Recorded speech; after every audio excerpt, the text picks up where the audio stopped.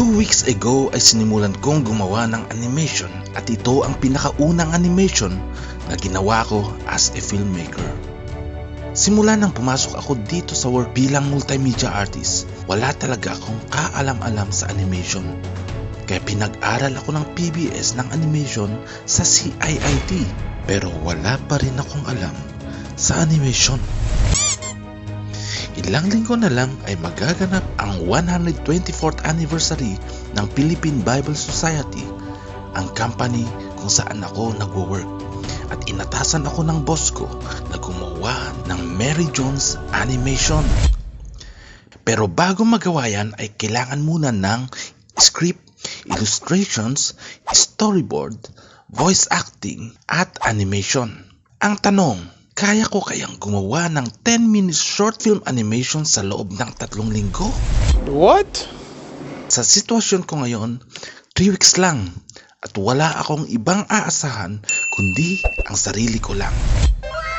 Ready na ang script at storyboard kaya nag-proceed na kami ni Micah sa voice acting. Oo nga pala, ito si Micah. Siya ang nagsusupervise kung okay na ang lahat. Siya ang naghahanap ng mga illustrators at voice actors para sa animation. Mas pinili naming mga co-staff namin ang voice actors para hindi na maghanap sa labas. Sa puntong ito, time-consuming at wala sa budget kung lalabas pa kami at sa professional recording studio kami magre-record. Wala na din time para mag-set up, kaya dito na lang kami magre-record gamit ang Zoom mic. Magandang umaga po, Reverend Charles. Bibili po ako ng Bible para pwede ko pong basahin kahit kailan ko gusto. Naku, sorry anak. Pero wala na ako natirang Bible na available for sale. Natatawa na ako. Naku, sorry anak. Pero wala na ako natirang Bible na available for sale. Nakapos ako na hininga. Teka lang. Naku, sorry anak. Pero wala na akong... Wait lang. Pabayla lang. So kailangan ng mga illustrators makadrawing ng more than 30 images base sa storyboard. May existing na animation ang Mary Jones story sa YouTube gawa sa South Africa kung saan ito din ang nilagay sa storyboard para pagbasehan ko at ng mga illustrators. Malapit na ang deadline. Less than 10 days na lang. Hindi pa kompleto ang illustrations pero may mga nauna nang sinubmit ang ating mga illustrators. So kailangan ko ding simulan ang pag-a-animate. May mga animation software ako pero di ko alam paano ito gamitin. Patay! Paano na ito? Kailangan tapos na ito next week. Pag-aralan na lang po natin yung motion capture para hindi na po kayo mahirapan. Sa animation. Oo, motion capture. Mahirapan tayo sa 3D model. Ay nako, wala kang alam sa naranasan kahapon sa LRT. Hindi siya pastor sa gantong oras, impostor yan. Impostor. Ganito. 3 kami. 4 kasi kami magkakasama kahapon. So, 3 kami anak ng pastor. Si Joe Marie anak ng Ay, yun yung sabi niya kahapon. Naaalala ko, kabisado ko nga pala ang Photoshop at Premiere. Ito na lang ang gagamitin ko. At para ma-animate ito, kailangan kong i-separate ang character sa background pero di lang yan. Kailangan ko ding ihiwalay ang mga mata, bibig, buhok at kamay sa character. Maraming layers ang kakailanganin. Pagkatapos niyan, ililipat ko sa Premiere o sa After Effects para doon gawin ang animation. Sabi nga ni boss, kahit zoom in, zoom out na lang daw para mabilis matapos. Pero kahit ganun yung ine-expect niyang outcome ng animation, gusto kong higitan yung expectation na yon. Tapos na? Can we watch? Bukas na. Papanoorin din naman bukas eh. Di ba? Why are you shooting us? Stop it. Okay. Check mo. Ay, check mo pa. Merong scene kung saan tumatakbo si Mary Jones at honestly, hindi ko alam kung paano siya patakbuhin. Kaya din-download ko itong image na to para gawing reference. At syempre, as usual, isang frame lang ang binigay sa atin ng illustrator.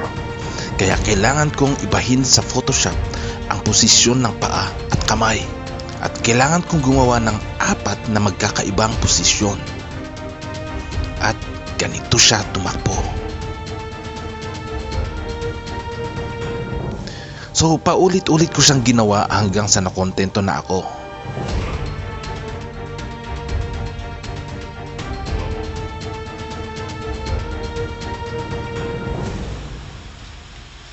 Papalapit na ang deadline. Hindi pa ako tapos mag-animate pero kailangan na daw ito'y palabas sa dry run ng event. Hello, nandito kami ngayon sa elevator. May tropa siya sa taas. May Willie. Kaya pala ka nagsasalita sa akin.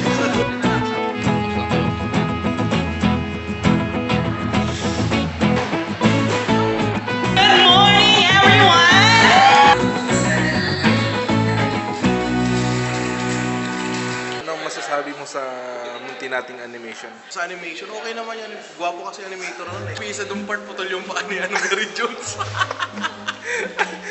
Kumusta ang ating animation? Sa akin, okay lang naman eh. Wala namang problema. Gusto ko yung part na naglilinis siya. Alam mo yung maglinis na gano'n, yung pilot.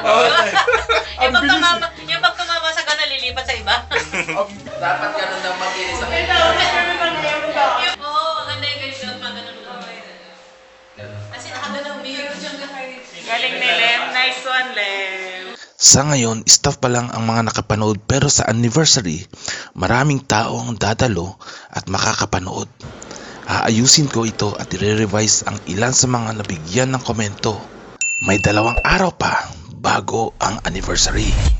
2 tulog na lang. Overtime. Overtime lang ang solusyon. Kinakabahan talaga ako pero almost 500 katao ang makakapanood sa mismong event at iba pa yung mga makakapanood sa live stream. Ito na ba ang huling araw ko sa trabaho? Okay, so this is the day na makikita ng lahat yung animation natin. Baka ito na yung huling makasama ko kayo kaya Bakit naman? Ano ba yun? Nakatalikod ako.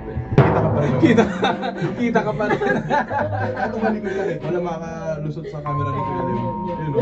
Di ba? Ayan o, bababa na tayo.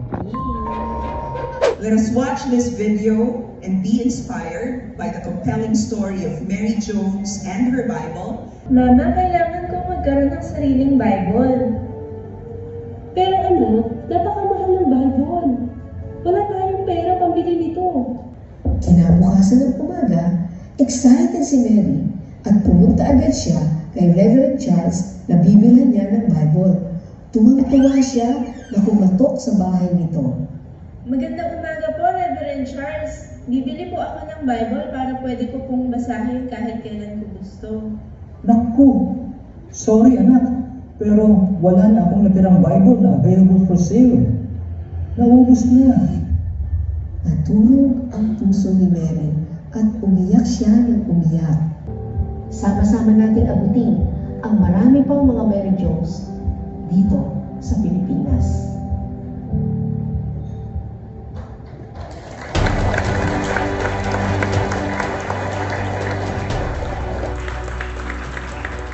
To God be the glory indeed. Can you ask the person seated beside you, kamusta ang puso mo after watching that video? Nakakatuwa na makita ang mga nanonood na they were inspired. So far, maraming na-bless sa story ni Mary Jones at yun ang pinakamahalaga. And again, happy anniversary, Philippine Bible Society! Na-realize ko na it's not about the animation but how you inspire and motivate people sa story na ginagawa mo. No, kaya na? Pila tayo dun. Basta trabaho natin. Ayos naman, pagod. Basta trabaho natin. Okay naman. Ito gutom, makapila na tayo. Hi! Hi, see you sa Cagayan.